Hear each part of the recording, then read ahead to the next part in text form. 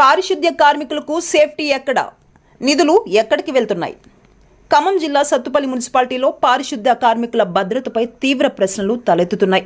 పట్టణాన్ని పరిశుభ్రంగా ఉంచేందుకు ప్రతిరోజు ప్రాణాలను ఫలంగా పెట్టి పనిచేస్తున్న కార్మికులకు ప్రభుత్వం నిర్దేశించిన సేఫ్టీ కిట్లు అందుతున్నాయా లేక కాగితాలకే పరిమితమయ్యాయా అనే సందేహాలు వ్యక్తమవుతున్నాయి. పారిశుద్ధ్య కార్మికుల భద్రత కోసం ప్రభుత్వం లక్షల రూపాయలు ఖర్చు చేస్తుంటే ఆ సేఫ్టీ సామాగ్రి నిజంగా కార్మికుల చేతికి చేరుతోందా అనే ప్రశ్న ఇప్పుడు చర్చనీయాంశంగా మారింది. ఉదయం నుంచి సాయంత్రం వరకు చెత్త, మురుగు, దుర్వాసన, విషవాయువుల మధ్య పనిచేసేది పారిశుద్ధ్య కార్మికులే.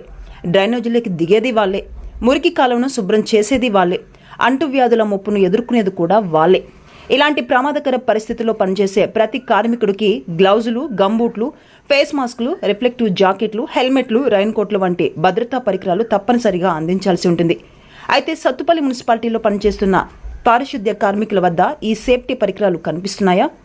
ప్రభుత్వం కేటాయిస్తున్న నిధులతో కొనుగోలు చేసిన సామగ్రి ఎక్కడ ఉంది? కార్మికులకు క్రమం తప్పకుండా పంపిణీ చేస్తున్నారా? అధికారులు ఎప్పుడైనా క్షేత్రస్థాయిలో తనిఖీలు చేశారా అనే ప్రశ్నలు వినిపిస్తున్నాయి. చిన్న నిర్లక్ష్యం కూడా కార్మికుల ప్రాణాల మీదకు తెచ్చే ప్రమాదం ఉంది.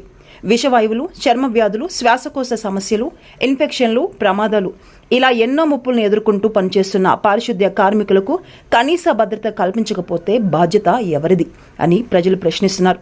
ప్రభుత్వం కేటాయిస్తున్న సేఫ్టీ నిధుల వినియోగంపై పూర్తి వివరాలను ప్రజలకు వెల్లడించాలని, ప్రతి కార్మికుడికి ప్రమాణాల ప్రకారం రక్షణ పరికరాలు అందేలా చర్యలు తీసుకోవాలని కార్మిక సంఘాలు, స్థానికులు డిమాండ్ చేస్తున్నారు. పట్టణాన్ని పరిశుభ్రంగా ఉంచే చేతులకు కనీస రక్షణ కల్పించడం కూడా పాలకుల బాధ్యతే. సత్తుపల్లి మున్సిపాలిటీలో పారిశుద్ధ్య కార్మికుల భద్రతపై అధికారులు స్పందిస్తారా? ప్రభుత్వం కేటాయిస్తున్న సేఫ్టీ నిధులు నిజంగా కార్మికుల కోసమే ఖర్చవుతున్నాయా?